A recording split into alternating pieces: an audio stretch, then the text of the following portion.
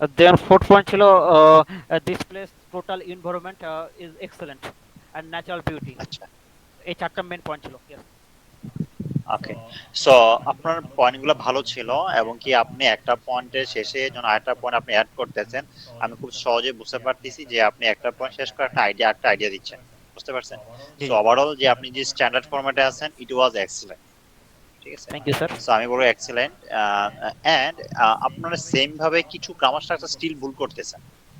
বুঝতে হ্যাঁ পারছেন? হ্যাঁ হ্যাঁ। সো গ্রামার স্ট্রাকচার স্টিল ভুল করতেছেন, বাট গ্রামার স্ট্রাকচার আমি প্রথমে বলছি যে আমাদের গ্রামারটা সবচেয়ে বেশি ইম্পর্টেন্ট। যদি হচ্ছে আমরা গ্রামার স্ট্রাকচার ভুল করি, আমরা যত স্ট্র্যাটেজি ফর্মুলা আমরা ফলো করি না কেন, আমাদের স্কোর কিন্তু বাড়বে না। হুম হুম হুম। So grammar structure very important. আর আমি আরো কিছু চেষ্টা করব একটু ভেরিয়েশন নিয়ে আসার জন্য। যাই হোক, আমরা ভেরিয়েশনটা আমরা দেখবো আগামীকাল ক্লাসে। আমরা পার্ট 3 তে কিছু ভেরিয়েশন আমরা পড়বো আগামীকাল ক্লাসে। জি ওই ভেরিয়েশন গুলো পড়ে দেন হচ্ছে আমরা বিষয়গুলোতে আরো স্ট্যান্ডার্ড ফোকাস করা ট্রাই করবো। এটা হচ্ছে মেইন পয়েন্ট। জি। বাট আমি আপনাকে বলবো যে আপনি যে বিষয়গুলো পড়তেছেন, yeah it was good and excellent, but হচ্ছে আপনাকে স্টিল আপনাকে সেন্টেন্স মেকিং এ ফোকাস করতে হবে।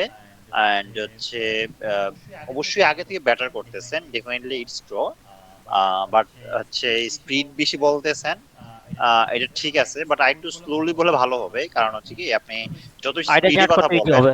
জি জি। হ্যাঁ হ্যাঁ এটাই, আইডিয়া জেনারেশনে যত প্রবলেম বেশি হবে। আপনি, হ্যাঁ, যত বেশি আপনি স্পিডে কথা বলবেন, আপনি অনেক কিছু গোলাই ফেলবেন বা নিজের মতো জি জি। কাইন্ড থাকতে পারবেন না, এটা ছন্দে থাকতে পারবেন না। আহ, যদি আপনি স্লোলি কথা বলেন, আপনি অনেকগুলো আইডিয়া স্লোলি চিন্তা ভাবনা করতে পারবেন, বা একটা সেন্টেন্স মেকিং, একটা সেন্টেন্স নিয়ে চিন্তা করতে পারবেন, বা সেন্টেন্স স্ট্যান্ডার্ড করতেছেন কিনা সেটা ফোকাস করতে পারবেন, সেন্টেন্স ভুল জি। হচ্ছে কিনা সেটা ফোকাস করতে পারবেন। So that's why you have to focus on your speaking style.